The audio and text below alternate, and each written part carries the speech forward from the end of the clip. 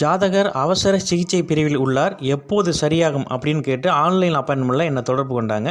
ஜாதகத்தை பார்த்தா 11ல் பாதகாதிபதி சனியோட வீட்டில் இருக்க ராகு மகதசை நடந்துக்கிட்டு இருக்குது.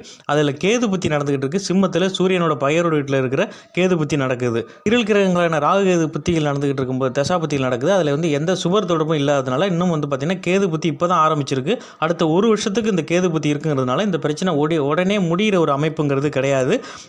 கடந்த 27 நாட்களில் ஜாதகர் நன்றாக இல்லை அப்படின்னு சொன்னேன். ஆமாம் சார், 20 நாளுக்கு முன்பு கீழே விழுந்து அடிபட்டுட்டாங்க. அதில் நரம்பு மண்டலம் முழுவதுமாக பாதிக்கப்பட்டு அப்படின்னு தான் சொன்னாங்க. கோச்சாரத்தில் சூரியன் கேதுவுக்கு வீடு கொடுத்த சூரியன் நீசமாக இருக்கிறாரு. இன்னும் 15 நாளுக்கு அப்புறம் தான் இந்த ஜாதகத்துக்கு எதையும் சொல்ல முடியும் அப்படின்னு சொன்னேன். ஆனால் அவங்க கடந்த 11ஆம் தேதி அவங்க இறைவனடி சேர்ந்துட்டாங்க. ஜாதகம் எவ்வளோ தான் யோகமாக இருந்து நல்ல ஜாதகமாக இருந்தாலும் நடப்பு தசாபுத்திகள் தான் வாழ்க்கை சம்பவங்களை முடிவு பண்ணும். இதில் இந்த ராகு கேது திசைகள் நடந்த ராகு திசையில் கேது புத்தி ரெண்டும் இருள் கிரகம். அதில் பார்த்திங்கன்னா எந்த சுப தொடர்பும் இல்லாத இந்த ராகு கேது தசாபுத்திகள் இவங்க வாழ்க்கையை முடித்து வச்சுட்டு